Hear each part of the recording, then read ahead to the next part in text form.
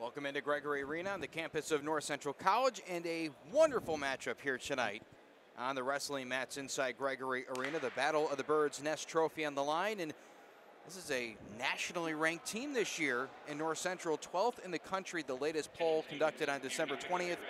Welcome into the broadcast, Kevin Jackman. Dan Birdie joining me, as you have the last few years. We appreciate it as always, and this team, this North Central team, is exciting. They're deep, and they're really, really talented. Yeah, you're really starting to see we're in, I believe, year 5 now of Joe Norton as the head coach.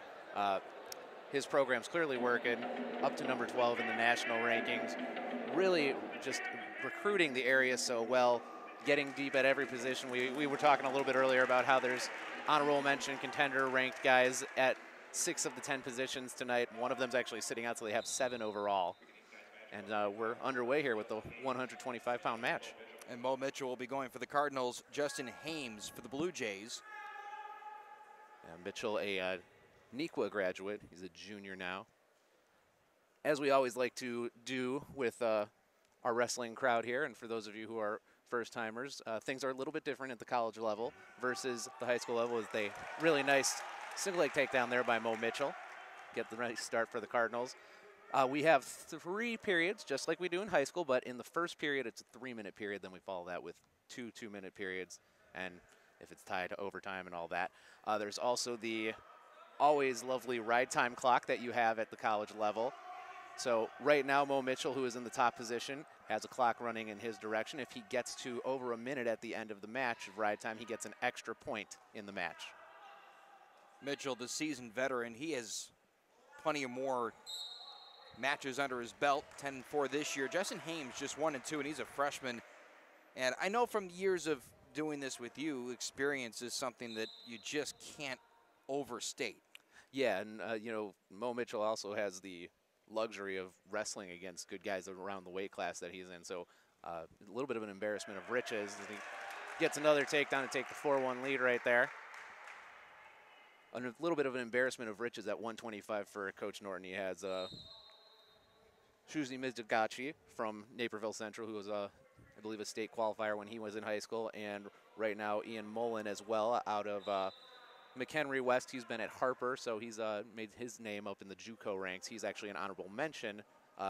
Seems like he's the normal 125 in Ian Mullen. So that's a very competitive wrestling room right there. And those guys are only getting better every day at practice because of it. And you see right now the experience and what's going on in the practice room really benefiting Mitchell as he's the aggressor in this match here. You saw that move that initiated, it looked like Mitchell went for that back heel. Yeah. Take us through that kind of maneuver. Yeah, what he was trying to do is he's trying to raise that back heel. He's trying to get him in a position where he can try to get some back points. Mo Mitchell in the top position. Nice quick movement there by Hames. He almost actually got a reversal. Mitchell got himself out of there before he gave up 2 instead of 1 to make it 4-2 in the match. Under a minute to go in this first period. Locking up at center mat. Mo Mitchell continues to show that aggressive streak. He's got that double leg down to a science. He wants to turn that into 6 points right there. Now for the Blue Jays right here, and Hames, he's just trying to bridge his way out of this, isn't he? Yeah, he is trying to stay off his back. He's trying to belly out, get his shoulder over, which he is about to do. But it's going to be at the cost of 4 back points right there for Mitchell. So he's got a very large 10-2 lead. 10-2 is a really magic number in wrestling because that gives your team major decision points versus just a decision. As most wrestling fans know, 6 points for the team if you get a pin. 5 if you get a tech win, which is a 15-point plus win. The match stops at the spot. It goes to plus 15. And then 8 to 14 is a major. So right now, with the ride time clock and an 8-point lead, Mo Mitchell's in a great position to get the Cardinals off to a big start. And this is a match that the Cardinals want to start big, as we have a couple of big spots coming up for the Blue Jays where they got to get some big points a little bit later in a few matches here. And these are important seconds because, and there's the period, not letting him escape and giving up that escape point. Yeah, the escape point, you keep the clock running. Mo Mitchell's got the decision. He's going to start at neutral here. So he's looking for two more quick points. Usually you try to go for that escape point, get the escape point, then the 2. So we've got interesting development here. Yeah. Clearly feels like he has an advantage from that neutral spot, and we saw him 3 times. Yeah, he's been the aggressor.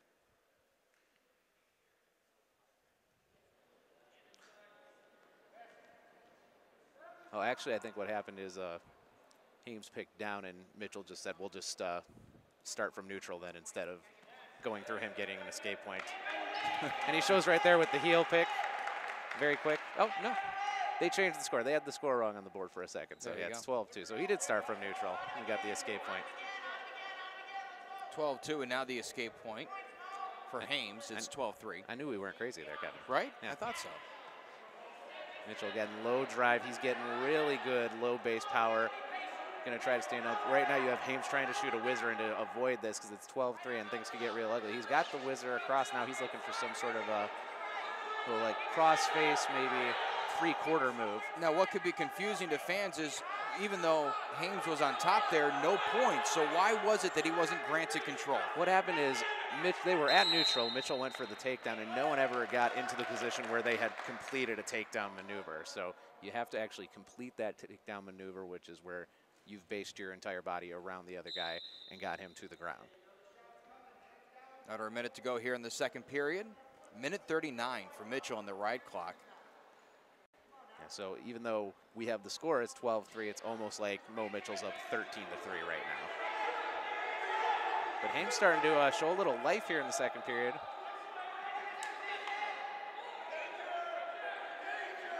So yeah, he crawls through, gets the single leg, rolls through. So we've got, still haven't gotten the points called. Mo Mitchell's been able to hold on to his ankle right there to avoid the takedown.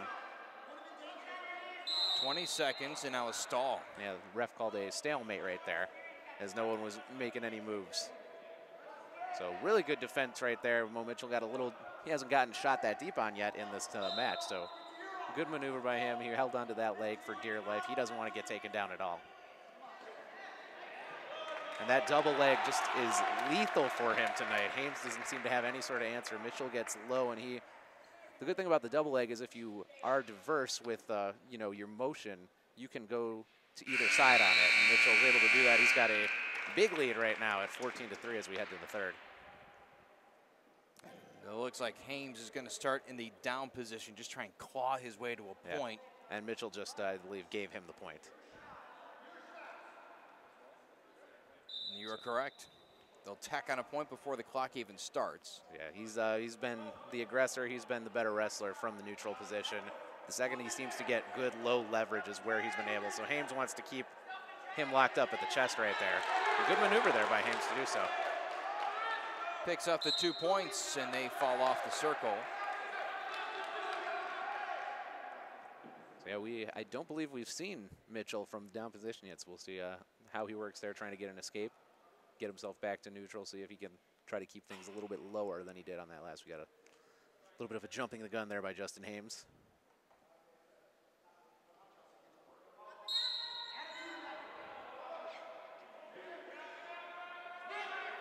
A nice quick quick base tripod up move by Mitchell to get the escape, so he's got the 15-6 lead. The Elmhurst team just hoping that they can get one more takedown to try to keep this at 3 team points against them versus 4. And that's where you kind of win and lose in dual meets at wrestling.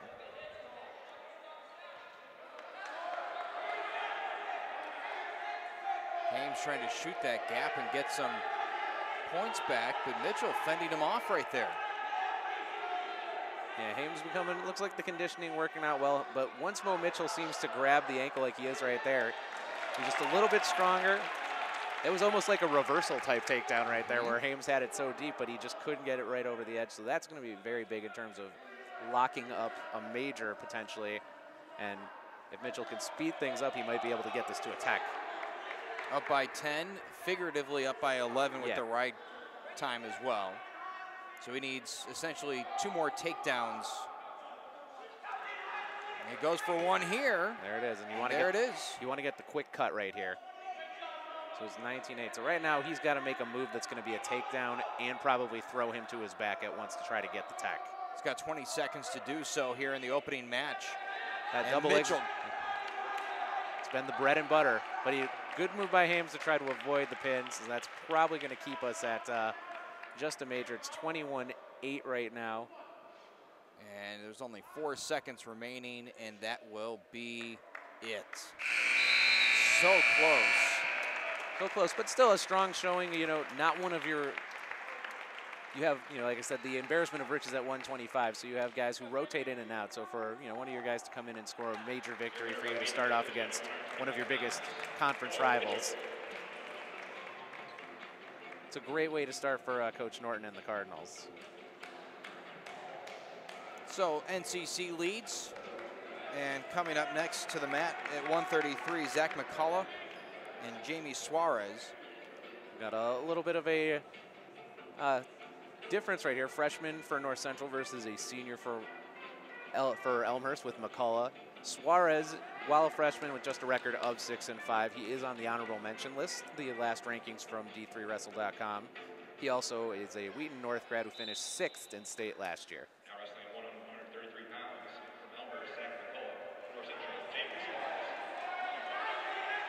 He sure doesn't look like a freshman right now.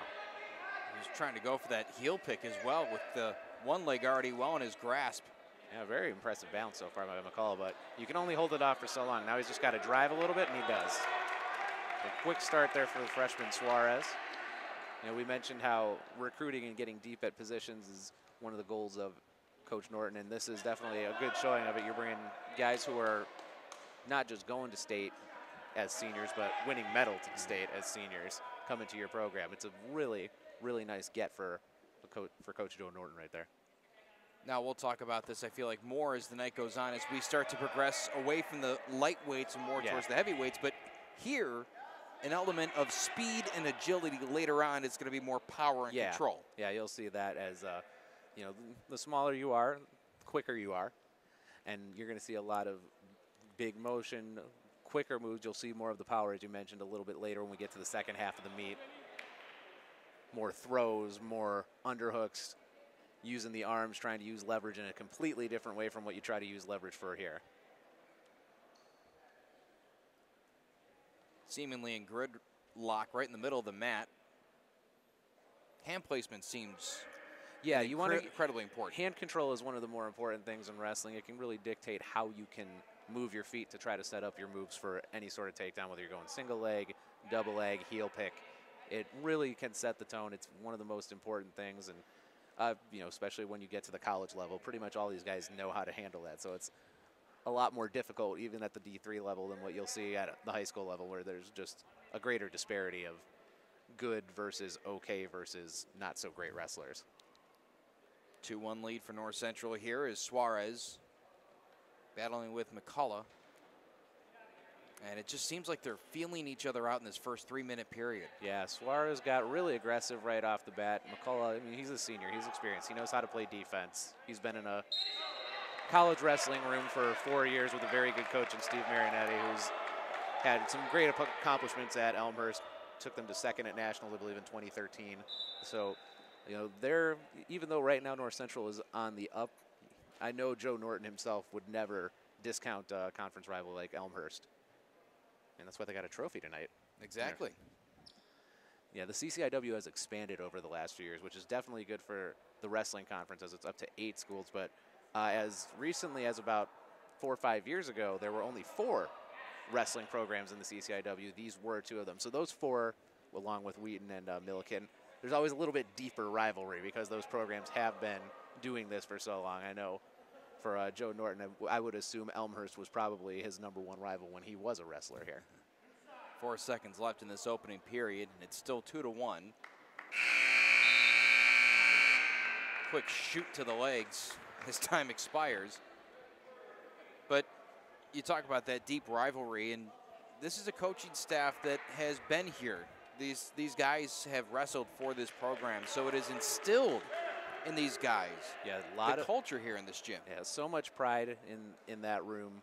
You know, they all know what wearing the cardinal means to them. You have Joe Norton, who, while never a national qualifier, was probably the heart and soul of some of the best teams North Central ever had. He had a great career here. It's just his weight class was so ridiculously stacked when he was back here. A national champion was constantly in the conference with him at Elmhurst. And so Coach Norton definitely, he bleeds Cardinal red as an alum. Andrew Zoback, national qualifier. I believe he took 6th at the Nationals several years ago. Josh Tardy, I'm pretty sure he placed at twice. Yeah. Nathan Siegel's on staff too. He's another one who's a wrestling legacy at the school, who's also a national qualifier. Some action as they rumble and tumble around the mat, and a reversal. So not only the escape point, but also a quick change of the guard. Yeah. And starting from the down position, that's one of the better results you can get as a reversal because you get 2 points. So right now you see in the experience right now of McCullough coming through, but the escape right there. So we're even back up, and currently we've got Suarez at +36 on the ride time clock. So that could be a really interesting dynamic as we move towards a 3rd period, if we get to a 3rd period. You also get the sense that one false move from one of these guys could result in a pin. Yeah. You know, we discussed earlier the freshman versus senior dynamic. Obviously, Suarez very decorated in his high school career, but it is a completely different game when you get into the college ranks. I mean, and I'm sure he's used to dominating someone who took 6th place in state last year, just 6-5 right now. But North Central faced some pretty stiff competition the last few weeks, in particular at a quad meet a few weeks ago where they faced two teams ranked ahead of them nationally. 7 seconds remaining. We'll get to that in just a second as this period comes to a close, and we'll do so with the score 3-3. So speaking of those 2 opponents, it's Wartburg, who's number 2 in the country, and Coe College, who's number 11, ranked right in front of North Central. Yeah. And the Cardinals put up a competitive match against Coe. I believe it was 21-12. Yeah. The match against Wartburg, 41-3. That was kind of a litmus test for the Cardinals to see where they stood in the national picture. Still some work to be done, which I'm sure is an exciting thing for this coaching staff to take back home and say, guys, we need to keep working and get back to the road. I know that would probably drive this coaching staff in terms of trying to show, while we're pretty good, we still got so much room to go. And cradle move right here by McCullough. Let's see if they actually give him the back points. Now they're definitely going to give him some back. No, the ref's still saying no. Ride time clock almost even. I don't know how he wiggled his way out of that. Yeah, McCullough had that lock. That was actually one of my high school wrestling, one of my favorite moves to use was the cradle right there in terms of how you lock the neck and the leg, and just a great kick away there by Suarez to stay off his back. And now he's trying to kick out of this move as well. Keep in mind, he started in the down position, so no points were awarded for that. And on top of that, should he escape unscathed, he will take a 4-3 lead. And the key is for him to try to escape before that ride time clock, which right now sits at 30 seconds in favor of McCullough. That's what Joe Norton is hoping to see. McCullough's got really good leg-based wrestling going on right now. He's got things locked. So what you're seeing from Suarez is he's trying to get to his base right now. It's getting close. 44 seconds on the ride time clock, 38 seconds on the period clock. Keep in mind, this is the 3rd. And McCullough's looking to lock in a cradle again. See if he overshot himself there. 4 seconds on the right time clock, and he will be awarded the point unless Suarez is able to come back and pin it around, but doesn't appear that's going to be the case. Yeah, right now you just want Suarez to get out of this, get the escape, and try to send it to OT if you can. And a stalemate. Sometimes that could be better. So a lot of wrestlers, sometimes their best is right when that whistle blows, trying to do their stand-up. But this is definitely one of the bigger up-in-the-air matches of the night that if Elmhurst has any chance of getting a surprise victory, this would be something that they would need to do. So essentially it's 4-3 right now in favor of Elmhurst. There's no way for that to change. Not enough time remaining on the period clock, so that means Suarez has to get a stand up and get out of there. Pretty close right now. But off the mats. 6.7 seconds remaining. I thought he got out of it. He almost did. He held on to his leg just enough. There was a little bit more room on the mat. He may have been able to get out of there. Joe Norton told him right as he was walking by, same thing. It was the very good stand-up move. He's just got to be a slight bit quicker. And I don't think it's going to happen now. And time expires. And the 133-pound match will go in favor of Elmhurst by a 4-3 margin. Really exciting match, and that's it's senior versus freshman. That's where you want to teach your freshmen. Don't take anything for granted. You always assume you can get that stand-up, and that did not happen. Getting ridden out for 2 minutes is a good lesson and a good learning point and teaching point in the wrestling room that Norton and his staff can use. So coming up now, 141, Mark Fleener for the North Central Cardinals, Jimmy McAuliffe, a sophomore for the Blue Jays. What does this match have in store? McAuliffe is one of the top wrestlers in the country. He's currently ranked number 3. He was a national qualifier last year as a freshman, 23 wins. So this is some big points that Elmhurst is banking on, that they can get their star to come through. But Fleener has a 17-9 record, so he's not someone who's just going to lay down and die because a guy's supposed to be better than him. And Fleener actually with the quick start on the takedown. And he keeps his foot inside the ring too. Yeah, McAuliffe getting very aggressive, and Fleener actually rotating his feet really well. So as he goes in for those shots, Fleener's using a sprawl move very quickly and going from the sprawl and just grabbing around and getting the takedown. So very, very surprising big start for the Cardinals in this match.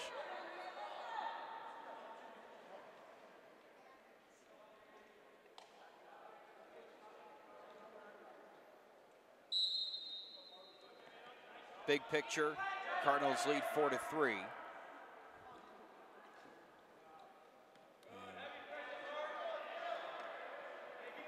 Yeah, Fleener working really well on top against a very good wrestler. McAuliffe almost looking like he's trying to pick his spots for some sort of a roll, which he can maybe use as a reversal into a back move. But Fleener's having none of that, using the long arms to his advantage.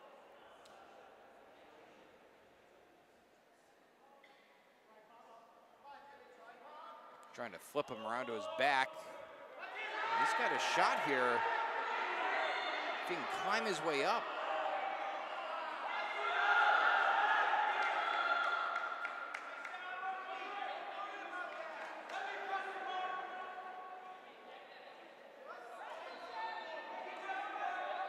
Now, he just switched his hand from underneath the neck to on top of the neck. What does that do leverage-wise? Well, he's when you're wrestling a good guy like McAuliffe, you're trying not to overexpose yourself. So he's doing what he can to try to move him to his back and get a low leverage. He's got very long legs, so he's trying to set up some sort of a wrap his legs around. McAuliffe's not having any of it yet, but that's what he's trying to do with moving the levels in terms of the top position right there. Ran out of real estate. McAuliffe looked like he was interested in only getting away from the main circle. Yeah, Coach Marinetti's just like, get your one, get out of there. Yep. And right now, McAuliffe, I think, is, as a more advanced wrestler, is trying to not just get the one. He wants to get a reversal into some sort of a back points type maneuver. And it's like, you could see his coach being like, let's just keep it simple for now.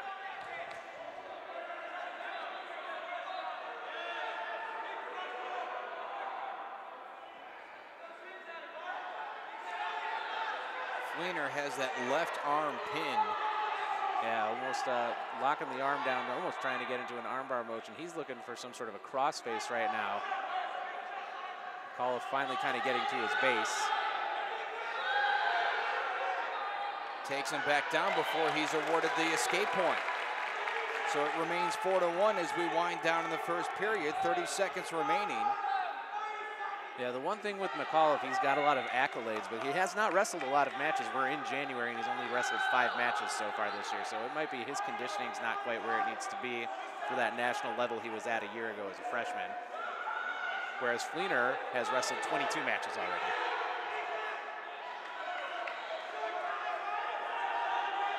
Fleener just hanging out for dear life as he throws him like a rag doll back down to earth. Yeah, he does not want to give that escape point up. Fantastic first period for Mark Fleener. 4-1 lead, 2:39 in ride time.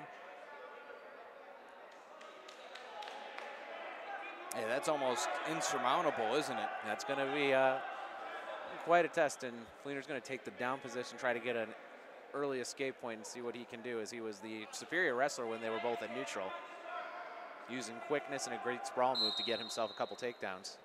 McAuliffe deferred. Yeah, most wrestlers will defer to the third period and want that choice for the third period. 4-1 as we begin the second. Fleener sprawled out.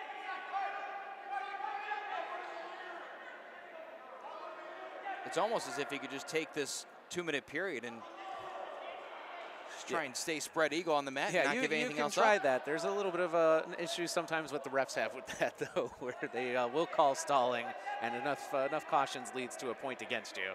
So you do have to try to stay active. Right now, McAuliffe not getting rid of letting Fleener get his left leg away right now. Really putting him in awkward. He's trying to dig his head under his chest and be able to get the turn. He was looking for that turn from the bottom the entire first period, and now he's got a chance to do it from the top. So it's really important for Fleener to stay off his back this period. And Elmhurst upset with the whistle that prematurely ended that move. It looked like some sort of warning, not warning, but at least some sort of precaution. Yeah, the ref thought it was too dangerous of a move. The way he was bringing his leg up from behind him, that's a little bit of a hazard. You can't be doing that and trying to, stretch someone from the back of their head to the back of their legs. You're supposed to be trying to turn them over on their back. Yeah, I don't move that way. No, most of us don't. Under a minute to go here in the second. Still 4-1. No points awarded here in the second.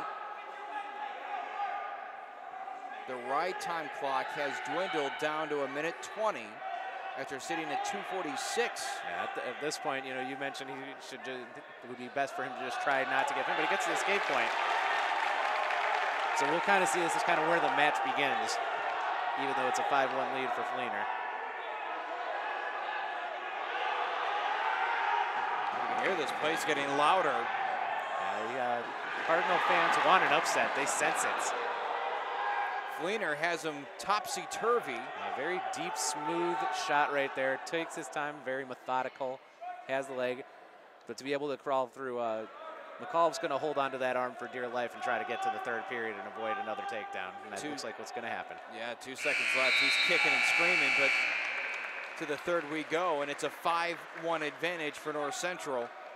Yeah, earlier we were discussing, point to expect from certain guys, so this would be a devastating blow to the Blue Jays and a great coup for the Cardinals. If they can get this, it would put them in a dominant position for the meet throughout the night. There's 2 other heavyweights on this team, not in a pound regard, but some big-time wrestlers. Those are coming up, but this is one of their big guys. Yeah, this is they have 3 guys in this match who are on the contender ranked or honorable mention. He's actually the highest one, ranked number 3 back in the end of December. He did not on the other Division III wrestling site rank yet, just because he hasn't had a lot of matches this year. And I think you can see right now there's a certain rust. To only have 5 matches on January 8th is very low, especially if you're a national qualifier like McAuliffe. So we can assume there's probably some sort of an injury somewhere. And there's the takedown. Yeah, Fleener got aggressive going for it. McAuliffe played defense. He got the sprawl right there. So now it's a little bit of cat and mouse, because he cannot work his way to a ride time point at Not anymore, no. And even if he did, it would be counterproductive because he's losing in the match. So his hope is to get either back points or a pin at this point, or cut and keep working. Yeah, I would guess Coach Marinetti will let him try for a little bit, and then probably around the 40-second mark say, cut him, let's cut it, let's try to get this done. Still trying to wheel and deal. He's looking for a cradle-type move right now. Fleener's been really good in terms of using those long legs to spread it out to avoid getting to his back.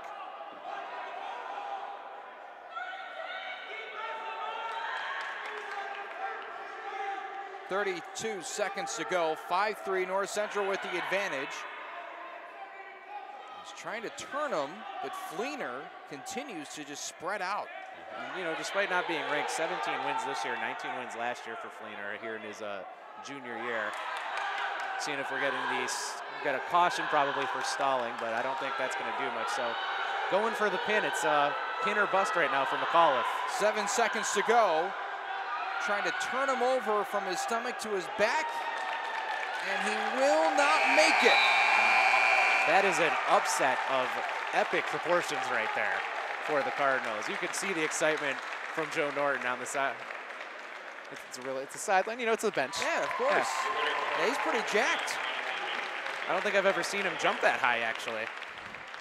Boy, he is excited. He is fired up, and for good reason. His 141-pounder Mark Fleener just came up with some huge points. Yeah, I mean, and that's something that builds confidence, you know, as you build towards the conference meeting about a month from now, is that it's like, even if he doesn't necessarily beat him at that conference meeting, you can now say, hey, man, you've shown you're amongst the elite. You should be in that final at conference. You should be wrestling deep into regionals.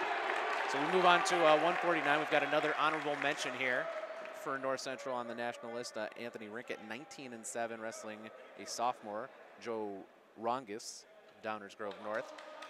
Rink definitely a heavy favorite in this matchup as a sophomore who's been just very solid in his first 2 years.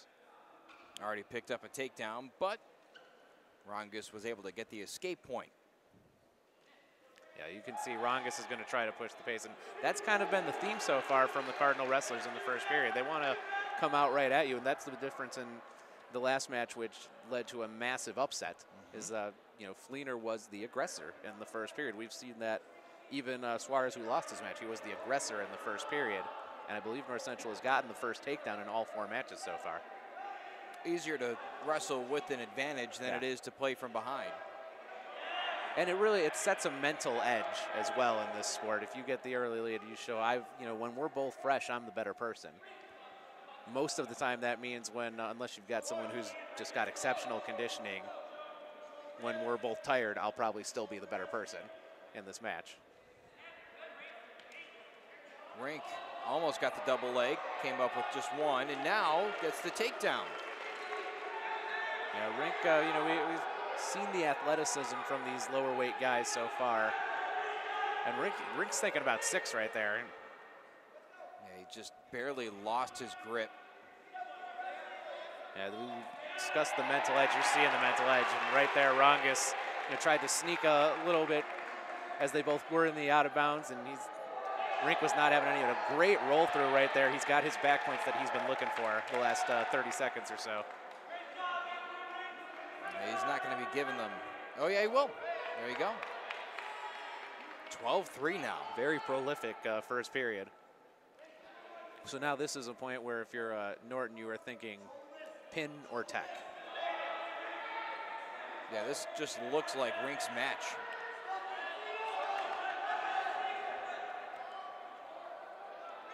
Yeah, Rink just using the level changes, using the quickness, jabbing at the head. He's not having any nonsense in this match. He looks quicker, and he looks, more than anything else, stronger. Just brute force. And Rink's another one I remember last year when we called his meets. We looked up his high school stats, and he was at Kankakee and Herscher. So at the lower, you know, I believe 1A, but still very accomplished in his high school career. So this is a guy who is used to success. 3 seconds left in this first period, and he has had a lot of it in the first 3 minutes. Yeah, and a lot of it the first 2 years. 20 wins as a freshman. He's worked his way. This would be his 20th win here. So to That would be rarefied air probably if he could somehow make a 4-time 20 win club at North Central. Starting from the down position.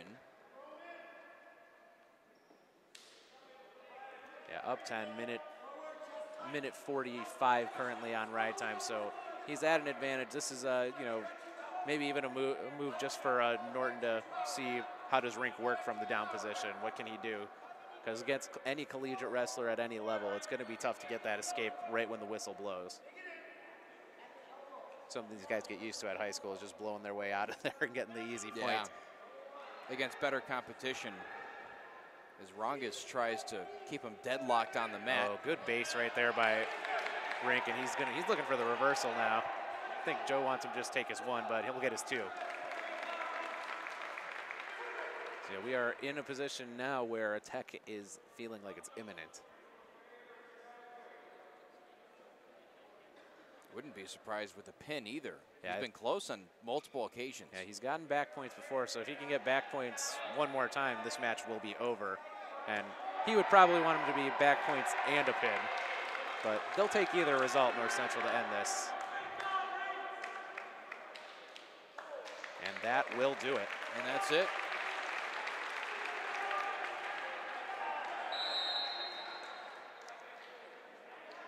Yeah, the North Central bench and us were aware of that. The ref, it took him a second to see it was 20-4.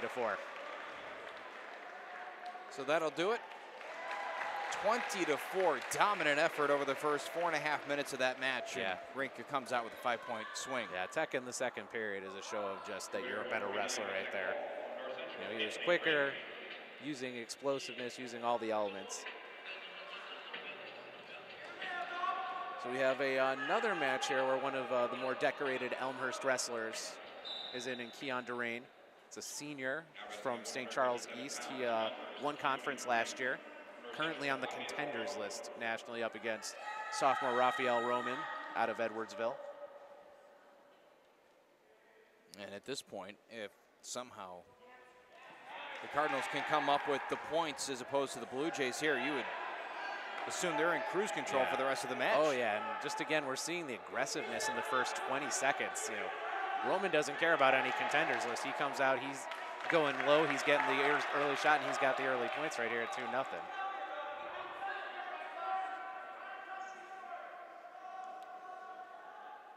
Roman trying to spread out that base and not allow him to get up and out. You know, Roman's another one. He's not on any lists right now, but as a freshman last year, won 22 matches. Sitting currently at 12-6 this year. So, you know, you see a ranking next to one guy's name and you automatically assume, but you've got a guy over here in Roman who's won, you know, 34 collegiate matches already as he sits as a sophomore. So he's not going to, you know, be intimidated by someone having won a conference championship the year before and being one of the top wrestlers in the CCIW.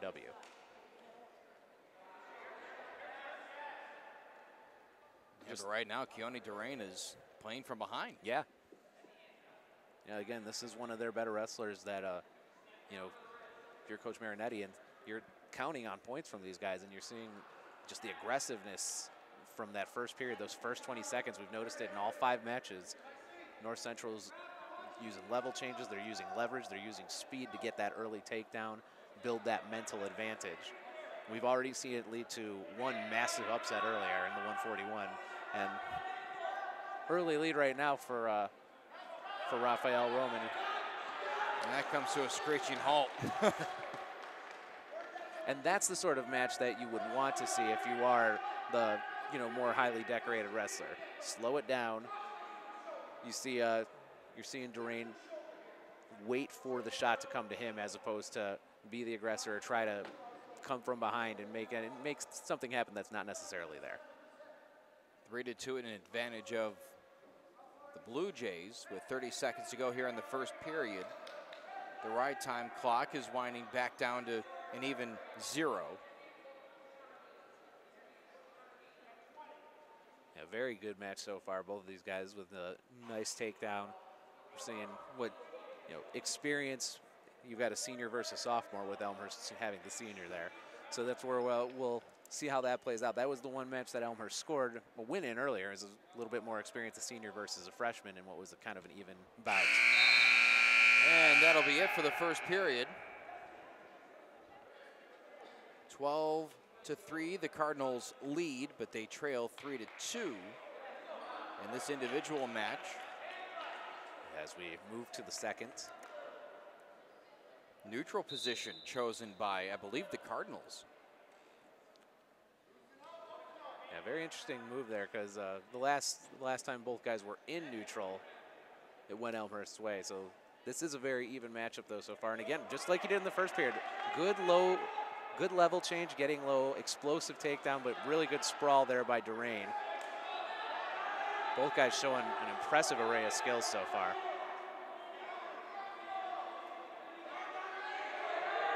Just hanging on to that circle. Yeah, at this point, you just want it to get out of bounds if you're North Central. Get it back to neutral. Yeah, if you're Durain, you're kind of stuck in a predicament because you're in flux. You don't know. I mean, that's where the experience, you can see he was doing his best to keep his toe on that line the entire time, but Rafael Roman's too good of a wrestler to just let him take him down on the edge of the mat. You're not going to see that happen too often. Minute 10 to go, second period. Little hand fighting here. Yeah, these two have really played an interesting cat and mouse game up here at neutral.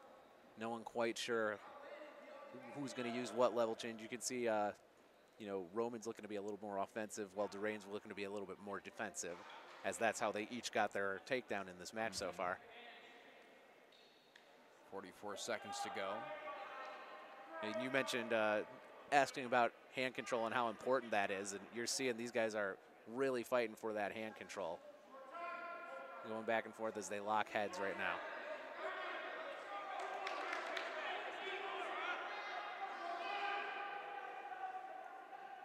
.21 seconds.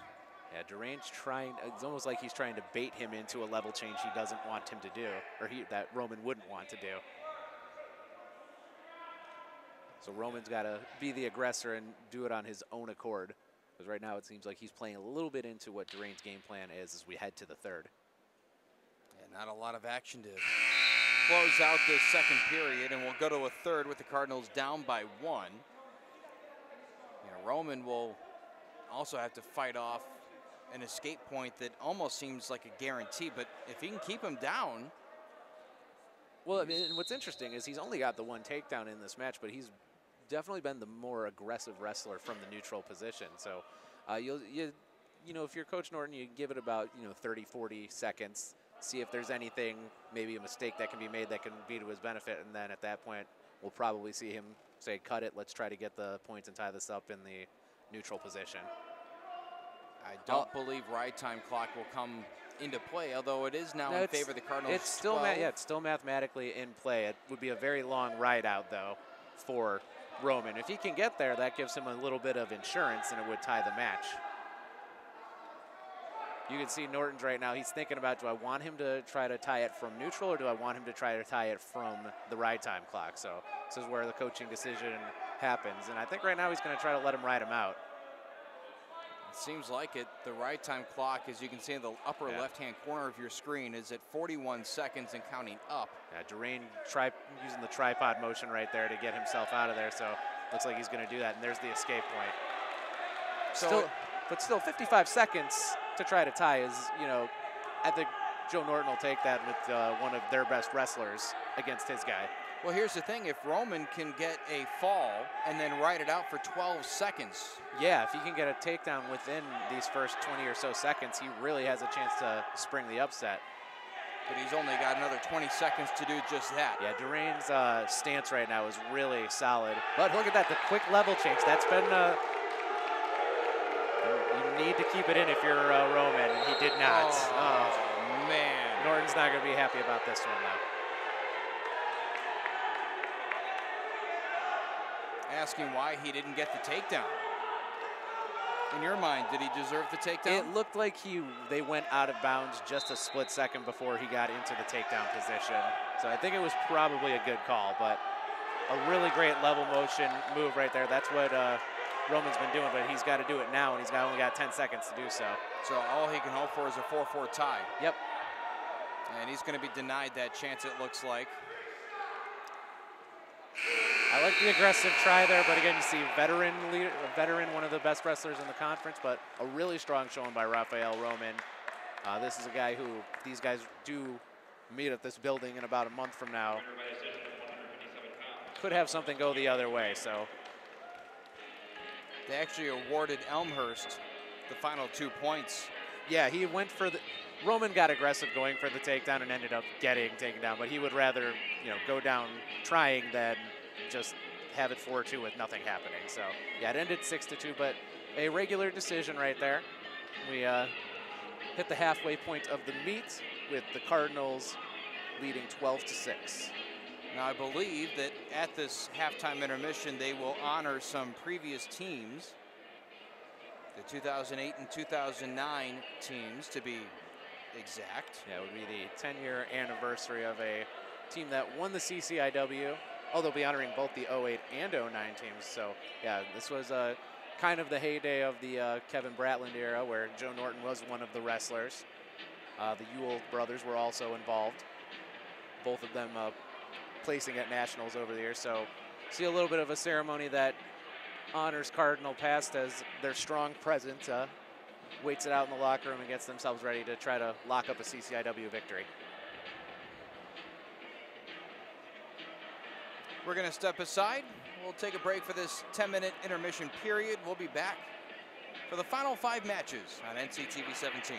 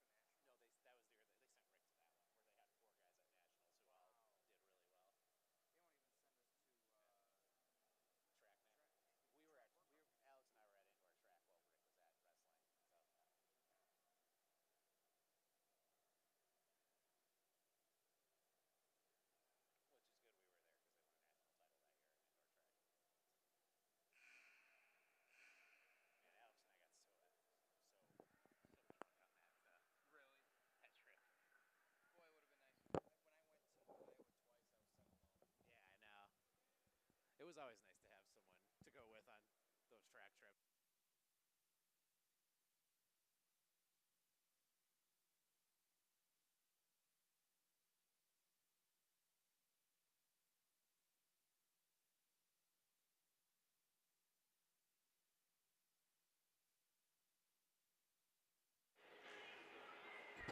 And welcome back to Gregory Arena on the campus of North Central College. And away we go with the 165-pound weight class with Danny Harris and Howie Olson matching up on the mat.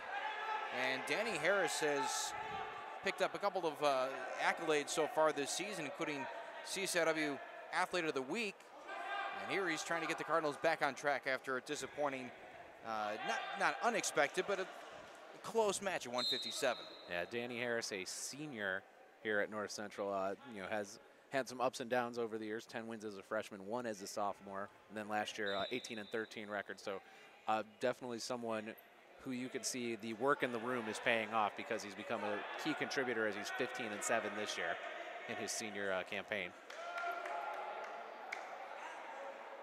No points awarded yet. And he's up against Howie Olson from Elmhurst, who is 0-5 as a senior from DeKalb. So you would hope that this is a match that would lean in your favor if you're North Central. They've got a couple of their big dogs coming up in a second, the Cardinals, where they're hoping to put some distance in this meet, but it would be nice to really set the tone with this first match of the second half of the meet. It's like we got a little bit of a contact issue right here for Olson. That was relatively quick. Usually it takes me about 5 minutes to do that. I think it just fell out, so he just handed it to the coach and said, yeah, I'll get it back after the match. You know, it's funny because of all the senses that you have as a wrestler. I'm guessing sight probably isn't the most crucial. Beautiful heel pick there by Harris. Working it into back points, almost into a cradle. It's always one of my favorites as a wrestler right there. Really puts you in a great position if you can be very quick, or if you've got someone who's a little off for a split second to get some back points, if you can execute a really clean heel pick like Harris just did there. Takes the 2-0 lead and then cuts. And that would be all six matches where North Central's gotten the first takedown. So that's got to be something that was really stressed this week, trying to get that early lead.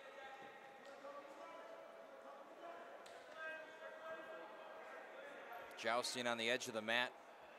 Almost 2 full minutes into this first period. Harris with the 2-1 lead. Yeah, you can see, we discussed earlier the differences. Now we're starting to see the size difference as we're at 165, and the ability to just be quick and try to get those takedowns and try to get takedowns aplenty isn't going to happen as much as we get deeper into this meet. This is actually always a really interesting weight area when you're into the 150s, 160s, because you get kind of the mixture of strength and speed. So you see a really pure version of wrestling around this weight class. Very strategic. We just saw the big reunion special right there for the Cardinals, and this was kind of a weight class or a weight area that they really thrived in that 2008 to 2010 era. So I'm sure it's something that Coach Norton wants to build back towards, having some of those guys at 57, 65, 84, 74. 1 second to go, and that'll mark the end of the first period. It seemed a little uneventful, but in terms of just the mental game that's being played in the cat and mouse, I think you could see from a wrestling standpoint, Harris really kind of dominated that period, even though it's only 2-1. He got the takedown. He never really let up in terms of Olson coming close to anything that could be a takedown on his end. So he's got the mental edge. If he can get one run to the back, it could be a very quick thing. Opting to start in the down position, Olson trying to get the escape point and draw even at 2. Yeah, Harris really going wrestling 101. He's trying to shoot the half Nelson right here. He's got to kind of spread out Olson's legs a little bit more. He's got a really good lock. He's going to try something else, but again, that's kind of another sign when one of the more traditional modes of trying to turn someone over and you're getting that deep into it. It's kind of the sign who's the more talented wrestler, and I think you can see that so far, despite it being a low-scoring match. Harris continues to control The ride time clock now at 1 minute and 12 seconds. And that's off the mat and no escape awarded. No, so that's a nice big edge. Even if, you know, you'd love to see him turn to his back, but if you can ride him out the whole period and make it an almost insurmountable ride time, start down or start neutral and see what your guy can do. I think if you could get him to neutral, we saw from the takedown that he got on the heel pick that he has the opportunity to maybe do a takedown into some sort of back points or a pin if he can get there. Trying to flip him around right here. Yeah, again, he's really driving that lower arm, trying to get him off balance, spread out Olsen. And again, he's trying to shoot that half. One thing he has to do is he's got to work Olsen away from the base and spread out the legs a little bit more. So we're going to go to that neutral position. So there it is, 2-2 now. But the ride time clock at 1 minute 40. So that'll be a point in favor of Harris when it comes time to total things up. And that'll be pretty tough to make that up in terms of trying to get a point if you're, or in the case of Olsen, but it puts him at a strong advantage where he has 40 seconds to work his way out to get a point essentially in the third period. Harris shoots for the one-legged grab. Yeah, and another good level change into the single leg. Olsen trying desperately just to get out of bounds. They want him to pull him back in. You can hear Coach Norton yelling, pull him in, and there he got him. Gets the takedown right before the buzzer. Makes it a 4-2 contest, and that changes everything. Yeah, it puts him in a very strong, almost insurmountable point going into the third, just based off of how dominant he's been in this match. You know, it's always interesting thing as you get to the heavier weights is that you do see lower scores most of the time, and it's who's a little bit more spry, who's got a little bit more motion when it comes to trying to get out. Going to the tripod right there to get himself to the escape. He's actually looking for a reversal right now. He's got one leg pin. He's got it twisted around now. Yeah, well, they're going to call it a stalemate just because it got a little dangerous with the way he was holding the leg. He was literally, you could see from our angle, which we had a good angle on it, he's about an inch or so away from getting his foot clear and working his way around for the reversal. Going to that tripod base move again to try to get out into the escape. Very good traditional wrestling, but holding on for dear life is Olsen. And if he can, there was a split second there where if he had rotated, if Harris had rotated, he would have had him dead to rights on his back.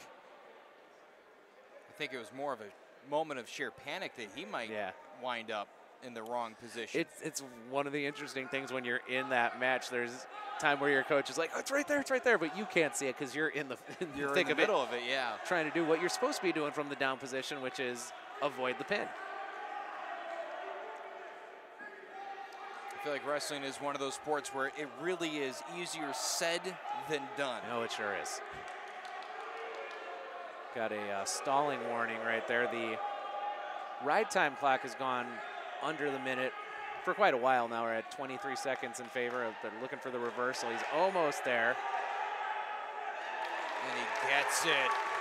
6-2 now. And if he just missed, and again, he missed just another chance right there where you could see Olsen left the shoulder just a little bit exposed, where if he had gotten the leverage up, he would have turned him right to his back and put him in a really strong position to either get the pin or at least back points. But looks like on his way to a victory. Danny Harris, the senior for the Cardinals. We get the final 10 seconds here. 6 seconds to go, and Harris just trying to get some last points. And he's going to come up short, but he will pick up 3 more points for the Cardinals, and they'll lead 15-6 after 6 bouts. Yeah, it's you want the 4 points for the team, but I'm sure if you're watching the tape, you could see who was the better wrestler there. Harris wrestled a pretty tactical match, so a good showing. Not quite the result that you want, but still a W anyway. And now North Central gets to some of their major contenders coming up here, starting with Cam Hayes at 174. Nevin Britton wrestling for Elmhurst. Sophomore for the Blue Jays, junior for the Cardinals, and there you go. That's the first time that Elmhurst has jumped on the board first. He just grabbed his ankle right away. The whistle, it was almost like he knew when the whistle was coming. Very quick escape by Hayes, but he was caught off guard a little bit. Hayes is currently a contender on the D3Wrestle.com rankings. He's 18-7. Another local wrestler. Joe Norton's done a really great job recruiting the area from Naperville Central under Coach Rob Porter. Really worked his way up over his years by his junior and senior year. Very strong wrestler, state qualifier.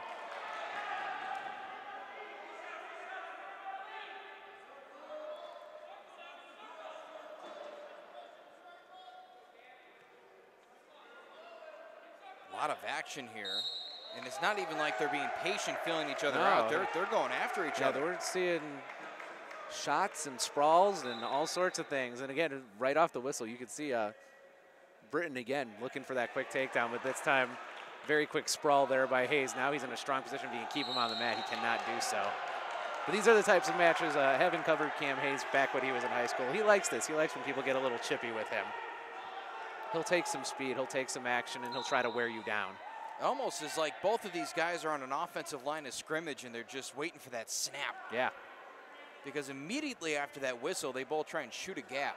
It's almost like we're watching an Oklahoma drill right here. Yeah. Really good Hayes, good tough spot. Yeah, good shot by Britton. It's a takedown. Yeah, Hayes was going for the whizzer to try to avoid the takedown. I think he overshot his whizzer and it ended up putting him in a position where he gave up the takedown. So 4-1, we saw one major upset earlier on the other side with North Central getting the big win at 141, Mark Fleener against Jimmy McAuliffe. Now we've got one of North Central's highly touted wrestlers here, Cam Hayes, in a little bit of a similar position, down 4-1 in the first period. This is where in the prior match where Elmhurst, high-rated guy, couldn't get out and manage any sort of offense or points in the first period. So we'll see if Hayes can kind of learn that lesson and get himself into a manageable position here at the end of the first. Britton picks him up and slams him down. Yeah, that's always when you're in the up position, one of the best things is the guy gets the stand-up, but then you hold on right at the last second, and then you're able to throw him back into position and get a little bit of a mental edge and also maybe get a little bit of pain on him and try to start working certain areas. But Hayes is not someone who's going to worry about pain for too much. Looks like we have a locked hands right there. So that's going to be, I believe, a point. I think they grant, they didn't grant him the escape. So I think you're right. Yeah, so yeah, I believe it was a locked hands. I think they'll change the score up on the board in a second, but it should be 4-2. Yeah, there you go, for the Cardinals. Wouldn't have made any sense since he's in bottom. So yeah, and there's the escape. So we'll see if the penalty can help him as we go into what's been a very competitive match so far. 45 to go in the first. I will say that seeing a locked hands at the college level is one of the most shocking things I've ever seen in wrestling, because by the time you're in college, you're so beyond that. So Hayes must have really been active, and he was trying to hold on for desperate life. Oh. Twisting and turning, and this is like watching fireworks on the 4th of July. There's just constant action. Well, and Hayes showed some really good savvy there. Britton on the last takedown he got, Hayes did a little up-level change, and Britton used that to his advantage into kind of a little bit of a turn to get him into the takedown. So Hayes did the same thing, but he was ready for that move, and he almost put Britton on his back right there. So really interesting. We saw talk about the game of cat and mouse in the last match. You're seeing that again here. So you got two guys who are looking. 5 seconds to go. Going for a piggyback ride. Yeah, Hayes wasn't going to let go and give away the takedown, and he didn't care how high up he was. So the ref very wisely stopped that action. Another very quick whistle shot right there. So that's an adjustment that you need to make if you're Cam Hayes, if you're in that neutral position, because that's the third time Britton's gotten a really good shot right off the whistle.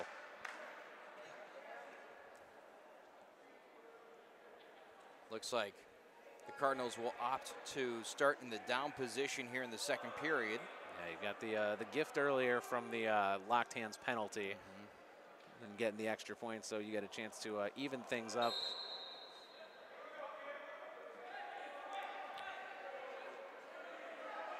Yeah, Britton again, and really great for Hayes. He got out of there in about 6-7 seconds, so if he can get a takedown at any point and get that ride time off of Britton, that'll be a major advantage for Cam Hayes.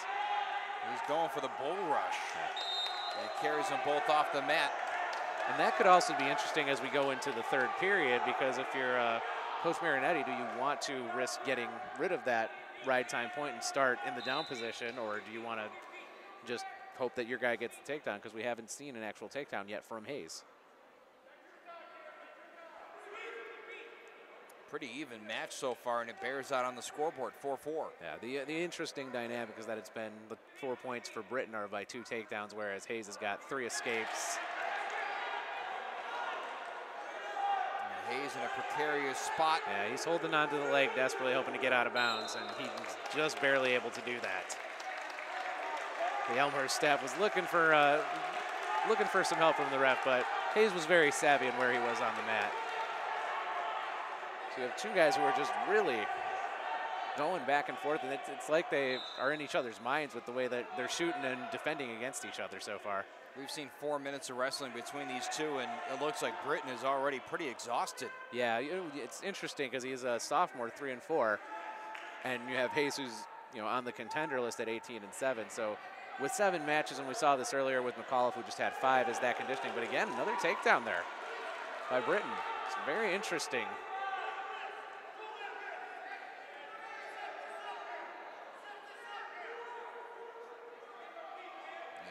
Looks like Britton wants some back points. Yeah, right now this is really important in terms of getting the ride time in his favor. He's at 1:23 right now. And trying to get out of it is Hayes. Yeah, he's shown the ability to get the escapes throughout the evening. And honestly, if you're Marinetti, you've seen the advantage from the neutral position, so it's not the worst thing. You got the ride time in your favor right now at 1:48. And no escape point to end the second period, so we'll begin the third with the Cardinals trailing by 2 on the scoreboard. So yeah, now we move to the position where he's going to start at neutral, so looking to see if the conditioning is better for Cam Hayes and that he can get that takedown to try to even this up. But he's going to need a takedown and a little bit more with the 151 against him. He's got 51, make that 52 seconds to get rid of on the ride time clock. Britton just trying to fend him off. A really impressive showing by the sophomore. Again, just a good level change using the ankle, and we are on the verge of our second really massive upset of the night here.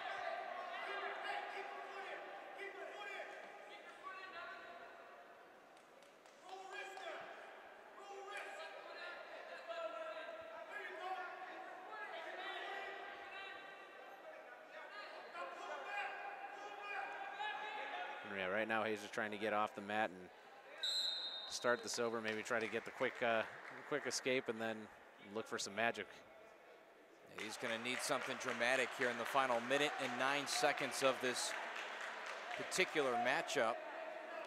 It's been basically controlled by Britton this whole time. Yeah, and we were interested early just because of the lack of matches we've seen from Britton in terms of his stats. How's his conditioning? And right now his conditioning seems to be holding up when it looked like it was struggling a little in the second.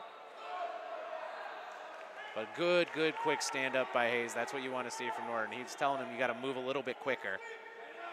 At this point, he's down 4. So you've got to get a takedown and back points or a takedown and a pin. And instead, it's Britton once again in a position to try and get a takedown. Yeah, Hayes has not dealt well with the low-level change by Britton tonight. And there's another takedown for Britton. When he's gotten into neutral, it seems like a few times he's left his shoulder exposed a bit where Britton has then been able to get low. So that's something that I'm sure Joe Norton, he has the tape. He has our tape and his own tape that he can take a look at and see what may have gone wrong there. Right now, Elmhurst on their way to 3 points, but Britton wants to make that a 4-point turn. Yeah, if they can get some back points right here at the end, but right now Hayes is not going to allow that. But regardless, of really surprising showing here as Nevin Britton pulls a massive upset of Cam Hayes. And this meet looks like it might get a little out of hand, is suddenly alive. However, again, North Central has some very impressive wrestlers coming up to end the meet for them. So here comes the 184-pound match, and this is one of the guys that we're excited about to see tonight, Cody Baldridge. Yeah, he is, and this is one of the, probably when you looked at the rosters for tonight, this would be the prime match of the evening with Baldridge versus Mark Miller. Baldridge a contender on the D3Wrestle.com list. Miller an honorable mention. Baldridge is a freshman. He is 18-4. He's from Morris, Illinois. Went to Morris High School. Won state championship last year at 2A. He was also the 2A state wrestler of the year. So very accomplished career, transferring all that talent to college so far at 18-4. But he's got his hands full with a very accomplished senior here in Mark Miller as well.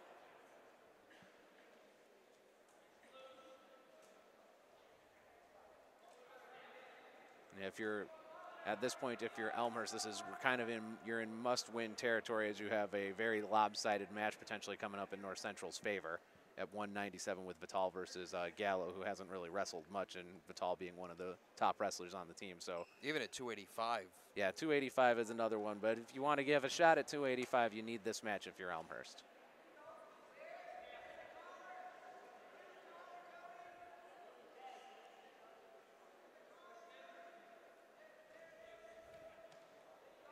Very sturdy, both guys standing at 184 pounds. Yeah, this is usually what you're going to see from, especially as we get into the higher weights, two guys who are a little bit higher ranked. You're going to see lower scoring matches. You're going to see a lot of battling for hand control, and trying to get a little bit of the edge, getting your head inside so you can maybe get some leverage for a takedown.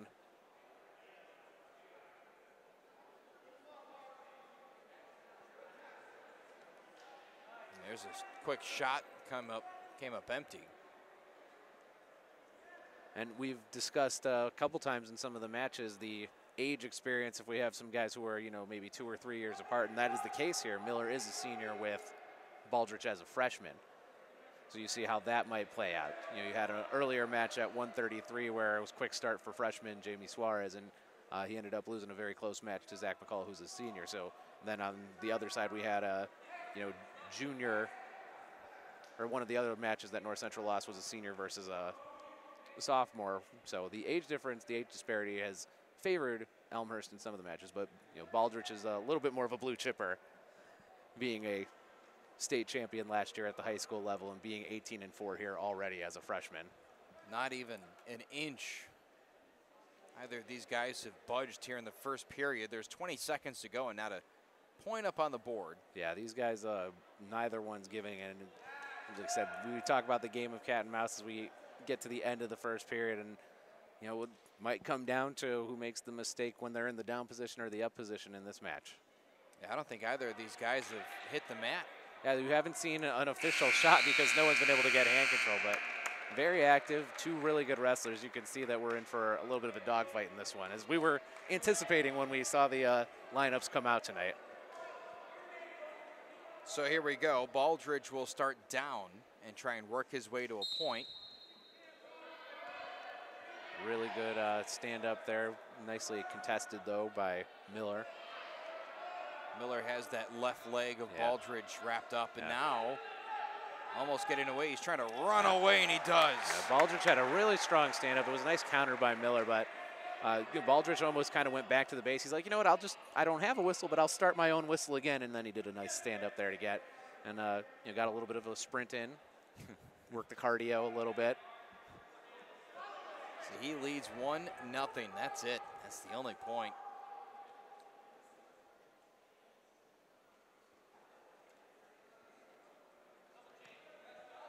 The jousting that's taking place, the hand placement.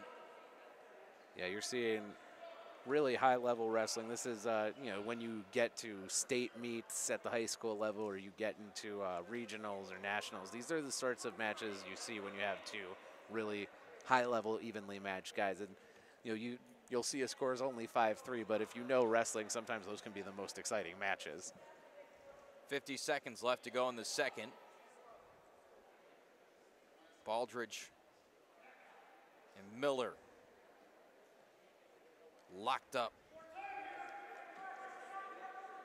Yeah, Baldridge has come in here with such a great start to his career. I know they've had a couple tournaments where he's medaled in them. You know, he took second at the MSOE a few weeks ago at the North Central. Invite had a solid showing as well. 18 seconds. And aside from the fact that Baldridge started down to begin the second, nobody has even sniffed the mat. Yeah, we haven't seen any really good takedown. That was actually almost the first relatively decent takedown, but still wasn't even remotely close. Baldridge just really quick, really strong. You see such a good upper body battle going on right now. You know, we've kind of mentioned hand control a lot tonight, and you're seeing the battle for it in this match. So Miller starts down and tries to tie it up at ones. And wow, that lightning fast. Yeah, really quick. Baldridge went to grab the right ankle to try to drive him in an interesting way, and Miller kind of anticipated it, and that's how he got out there so quick. So, all knotted up at one.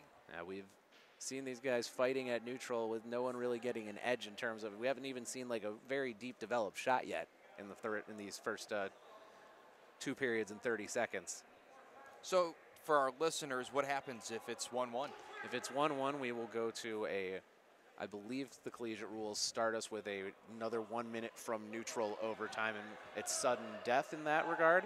If anybody scores, it's over, and then it becomes almost like a college football type overtime system where each guy starts from down, and if you're leading after both sessions, you win. Otherwise, then there's a 4th session of overtime, which you either escape or you don't, and that's how the winner's determined. Baldridge goes for the shot, and oh, just barely left off the mat. We'll see if that leads to that mental edge that is necessary, though. 57.5 seconds to go in the third, and Baldridge nearly came up with the takedown. Yeah, you're seeing these guys are both really well conditioned in terms of not giving up that really big move, as Baldridge came very close on that last. Oh, he tried to juke him into the level change. Miller not having at it. So these guys are just, oh, there you go. Oh. I don't think the North Central staff's going to be happy with that. Baldridge's foot was still in play. The way that Miller came down, you could have interpreted it as a takedown. Baldridge didn't have a lot of coverage. He was just only holding on to the ankle. If he had just been maybe a little bit further or a little bit closer to Miller, the ref may have made the call. But I think we've seen in this last minute that Baldridge at neutral is starting to wear down Miller. So even if we go to overtime, he's got another minute where he gets a shot to wear him down again from neutral. 5 seconds to go. 3, 2, 1. To overtime. This is, in a lot of ways, the match for Elmhurst, isn't it? Yeah, they need to get a win to stay in this, because they go down by 9 with Vital coming up. It's not probably going to end well for them. They at least have a mathematical shot going into the final match if they can get the win in this match. Both teams have won their first CCIW meet, and this should do it. Maybe not. Just a great level change, but again, it's the sprawl. These guys seem to know each other so well. Right now, if Miller can actually make a quick rotation, he's got him a little bit vulnerable. That's what he was going for, but it was out of bounds. Oh, wow. I thought Baldridge was going to have it at the start. Yeah, Baldridge got the deep shot in and started to go for the takedown motion. A really good sprawl there by Miller, and that put him in a position where he almost had rotation. I actually think he broke the wrong way. If he breaks the other way, he might have a better shot at that takedown. He went around the right. Had he gone left, that could have been the difference between a win and a loss. 24 seconds to go. Baldridge was the first to take a shot. Now Miller trying to finish it off. 15 seconds. Trying to wheel around, and now Baldridge keeps him in. Wow. Out of the circle they go. Yeah, again, you got Miller using the head level change, grabbing the head, trying to use the level change to his advantage, and he was in a position again where he had a chance to rotate around. Baldridge kind of read it and almost got a pin out of it. Now Baldridge trying the same thing against Miller. And that'll do it. That's about as exciting of a minute with no points as you'll see right there. So now we go back and forth. As we go into the second and third set, if somebody is winning, after it, or if somebody obviously, if I believe if somebody gets a pin, it's over too. I've seen that happen a few times in the second and third overtime, but I don't think with these guys, just because they're so evenly matched, you can see the conditioning's there. It's just a matter of, can you keep him away? So only 30 seconds, and he's trying to prevent that escape point from taking place. Because that puts him at the advantage going into the third session, the third overtime, where an escape would end it. Doing a great job driving to hold on to that up position right there. Needs 6 more seconds, and he let him go. So a big escape point, but Baldrige will get his shot to match that. Man, 2 seconds.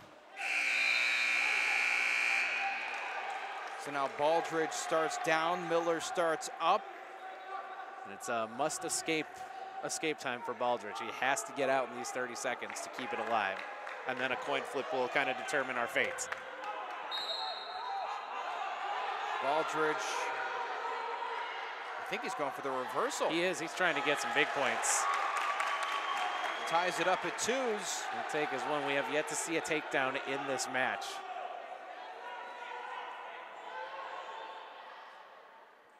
Ten seconds.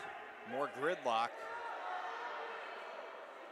6, 5, 4, 3, 2, 1. Now we'll see how the coin flip goes and who gets the decision. Whoever gets the decision will pick down, I am assuming. So as soon as a score happens, that is it. Yeah. Oh, they're going to start neutral. I neutral. Guess they start at neutral, okay. 1 minute up on the clock. They're going to say this is the 7th period. I've never seen this before, to be honest. Yeah, I've gotten to a couple 4 overtime matches. With a different format here, I'm assuming we're just starting the same cycle over again where we do the minute from neutral, and then if nobody gets the lead, we then have the 2 sessions again from down. Such an evenly contested matchup between these two, Baldrige and Miller. Disengaged with a half a minute to go in the 7th period. Here's the shoot. There's the chance Baldrige. right there. They're knotted up on the ground. Baldrige had a very big advantage. If he can crawl through, use that upper body strength. Miller's got him locked at the legs, though, so Baldrige has a little bit more of an advantage right now, but he puts himself in a vulnerable position if he gets a little too aggressive. 4, 3, 2, 1. My goodness. And Baldrige will start down to begin this 30-second period. We're going to 8 periods. So yeah, now we'll be back in the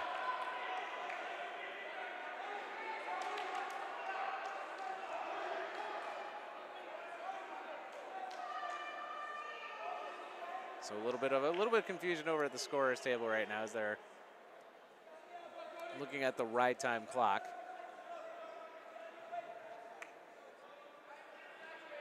The coaches are going over to meet.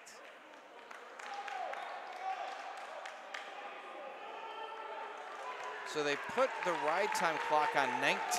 19 in favor of Baldrige.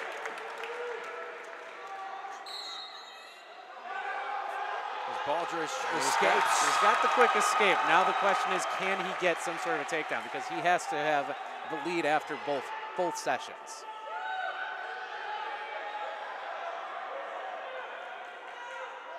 "13 seconds.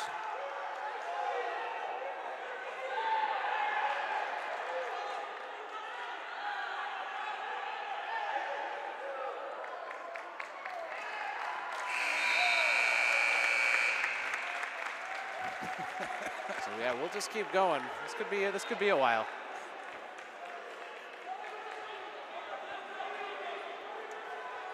So now Miller's turn to start down. 30 ticks up on the clock.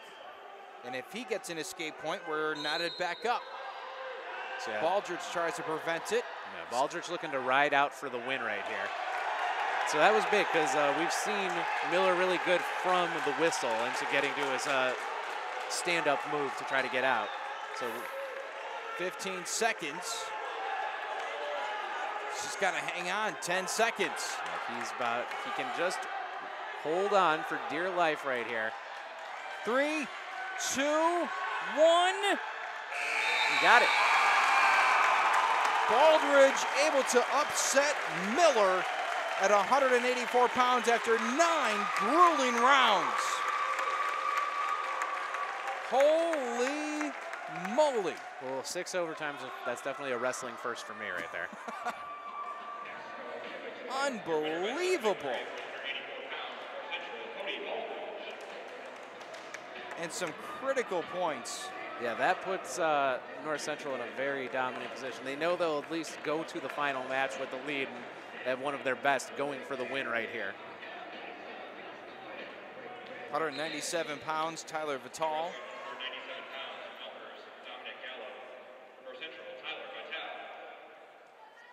Yeah, we have Gallo, who is a junior from Fremd. Hasn't seen the mat too often this year, just his 4th match where we have Vital, who's a senior from Lake Park. I actually remember him also from his high school career. He was a state qualifier over there, 17-5.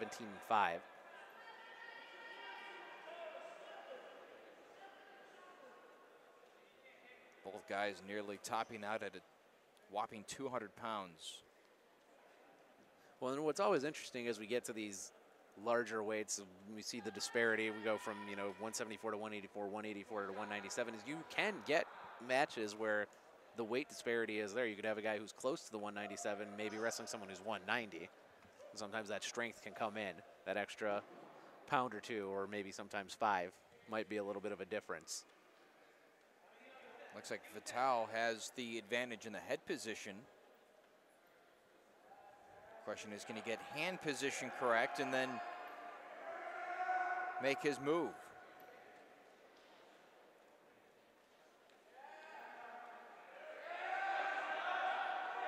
Yeah, he's got his hand control. He's looking to also lower the head level of Gallo to get some leverage, but not quite yet on that.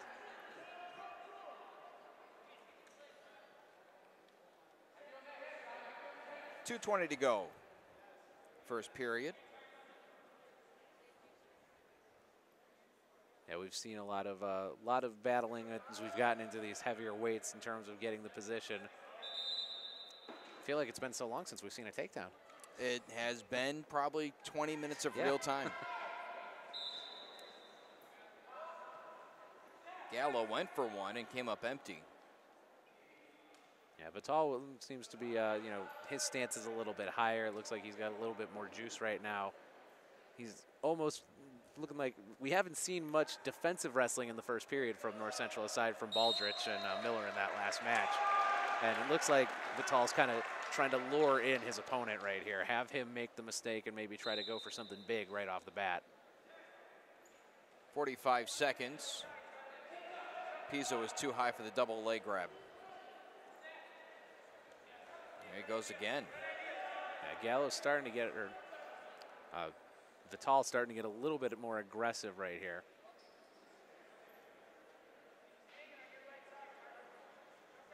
Yeah, Gallo's got a little bit of a more oddly contorted stance, so that could be a little bit of an adjustment right there for Vital. But he seems to be, despite that he hasn't scored yet, getting the idea of what he needs to do from the neutral position. 10 seconds to go in the first. And Vital trying to get the takedown. Oh, wow. And will not be granted it. Yeah, I think if the ref had been in a different position, he might have seen it. It looked like Vital actually hit the takedown position for a brief, second and a half there from our angle, but the ref was on the other side, so I don't think he saw where he was in terms of having him covered. But it seemed like he was working his sort of match from neutral. Really quick escape and aggressiveness right there by Gallo to try to steal 2 points away on a takedown. I wouldn't be surprised if we see our first pin of the night. Vital just seems like he's hunting. Yeah, it's seems like he's setting him up. He was really close on that takedown, and there, Kevin Jackman on the call right there. Almost.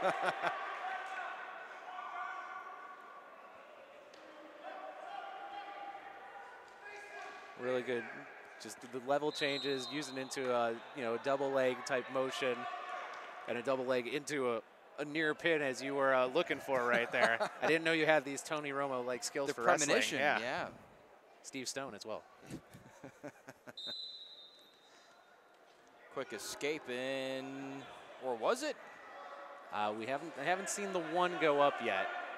See, the thing is, he went for what he did the last time off the whistle was he got the escape and then went for the quick takedown. This time he did the same thing, but he never let go. Yeah, he never disengaged. So that didn't make the escape official. Oh, he is calling it escape. Okay. Yeah. I think he was still giving him a chance to get the reversal. Yeah. Shoots the leg right off the whistle. And we've seen this a lot in the second half of the meet with, as we've gotten into the higher weights, the quick off the whistle move by Elmhurst. So it's a tough strategy to pull off. And, right now you're seeing Coach Marinetti's crew doing that. So it's something that you've got to look for if you are Vital or in our next match with Odell Ochoa if you're North Central. And he, sign of a veteran right there. He knows he's been doing it. He knows that, and he's seen it a few other guys do it, and he just immediately moves into a defensive position, kind of pushes his head away and says, all right, let's do some actual real neutral wrestling right here. Yeah. Double leg grab, take down, not quite. Oh, he's trying to keep him on the mat for this one. Gets the takedown and is close to flipping him over. 15 left in the second. 4-2 lead for Vital. Yeah, Vital has some really vulnerable on those double leg takedowns. If I'm Coach Norton, I might start him at neutral in third. And that'll do it here in the second, so to a third we go.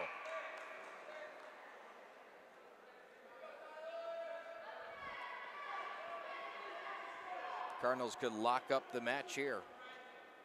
Yeah, any sort of win makes it official.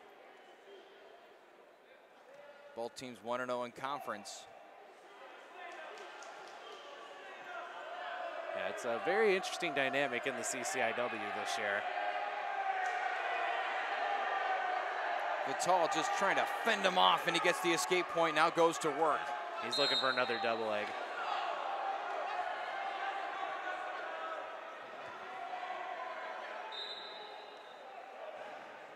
And again, we see that quick, the whistle into the low, but this time, again, the defensive sprawl right there. And he uses the defense to his advantage right there. Just rotates around as we, saw almost happen a few times in the last match where if someone had done that, they would have got the win on either end. And that time, using, just that veteran savvy again, seeing what his opponent's doing, countering it. It's not something that's easy to do when you're that tired after, 6-7 minutes of wrestling. Yeah, they're looking for the big points here. Vital just gives up the escape. Says, let's go neutral. And right now, the only offense Gallo has is off the whistle.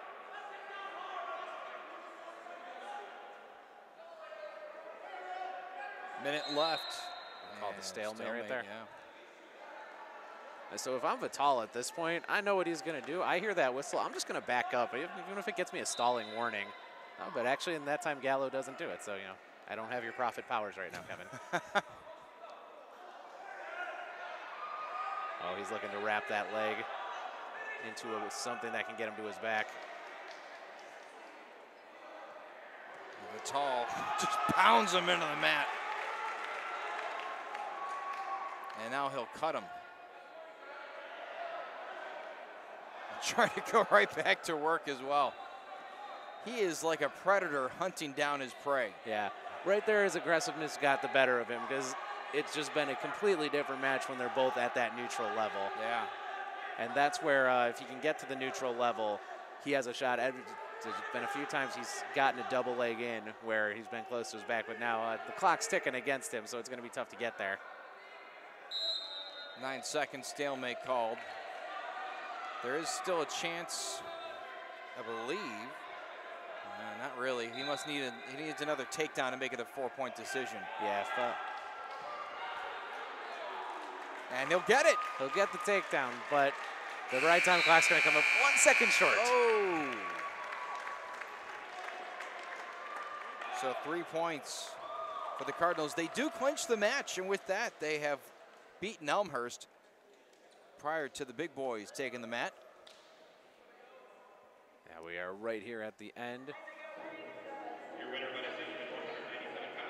And Odell Ochoa slowly making his way to the mat here, setting up his entrance.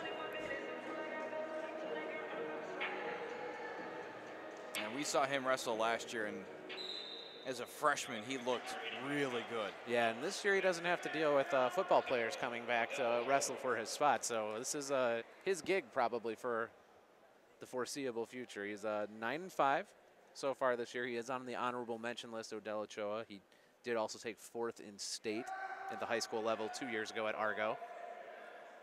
So I will say there are some football players on this roster this year, including one which is a defensive tackle on Isaiah Ziegler, but as a freshman, I don't think he's got the same ability as Amonte Logan to step right in and contribute. Yeah.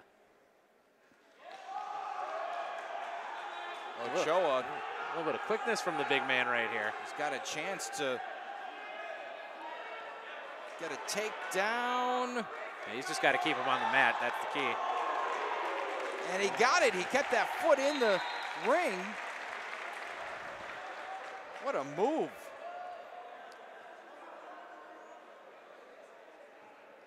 Again, you have Elmhurst kind of thrown out somebody who doesn't have a lot of on-mat experience in the current year, with Zach Dixon there at 0-2 so far, where Ochoa is, this is his 15th match of the year. Right. So that conditioning can come in. But right now, Ochoa, we talked earlier, we were saying that you're not going to see as much speed from the, the heavier weights here at the heaviest weight. Ochoa is wrestling fast, and he's wrestling aggressive, and he's going for a cradle and a pin to end this meet. Cardinals get up off the bench. They felt like a pin might have been imminent. And just beautiful execution there. Uses the crossface nicely. Posts up at the leg, wraps them together. He's looking for this again. On top of the head. This is something else. Oh, look at the just pure strength. I think he's got him stuck here. He's got him. No movement and no pin awarded. He's got to get a little bit more leverage on his chest, push him over for good. That's the way right there. Oh. Ochoa's just having his way. He's looking at the ref going, what do I got to do? What do I got to do? I think he just looked at his coaches and said, what do I got to do? While keeping his opponent. Exactly. A fellow 295-pounder. Gets on top, full weight, and that'll do it. Woo! Odell Ochoa ends the match in style with a pin. And that'll do it.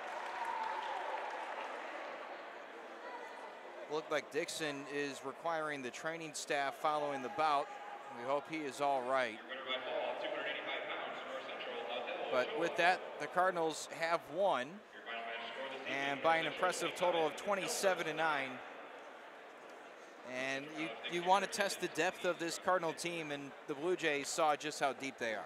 Yeah, and they were even holding back one of their top wrestlers in Ian Mullins. So this is a team that has spots all over, and you analyze the CCIW going forward throughout this year. We'll be back here to see them face another one of those original 4 arrivals in Wheaton. The biggest competition is Milliken this year, probably in the CCAW. They are a more star-laden team, but North Central is the deeper team. So we'll kind of see how that plays out as we get to in a duel. It probably benefits North Central quite a bit. At a conference meet where you have some top-rated wrestlers over here at Elmhurst, you have some top-rated guys over at some of the other schools. It will create quite an interesting dynamic. But North Central really showing tonight why they're the class of the conference so far and why they're ranked number 12 with a night where things probably didn't even go as planned, and they still won 27-9. On a night where they also celebrate 2 previous conference champion teams. Could we be seeing the next one? Yeah, we've seen the buildup over these first few years for Joe Norton, and things are really coming together now here in year 5. Depth, local kids coming to the school, guys who have accolades throughout high school, and you're seeing that the conditioning we saw from the earlier weight classes, so many early takedowns. We saw just great upper body battles, not giving away hand control, like all the little things that you want to see in the wrestling room. And you can see the conditioning is there for the Cardinals as well. Well, they've got the trophy. Here comes Joe Norton with it. The Battle of the Birds, and the Cardinals win that battle. And they're also auctioning off a TV, and somebody is extremely excited. With that said, we will see you on January 19th, the next time the Cardinals will have a home match on NCTV 17. You mentioned it. We will see Wheaton here inside Gregory Arena. I can't wait for that. Until next time. Yeah, alongside Dan Birdie, I'm Kevin Jackman saying so long. We'll see you on NCTV 17.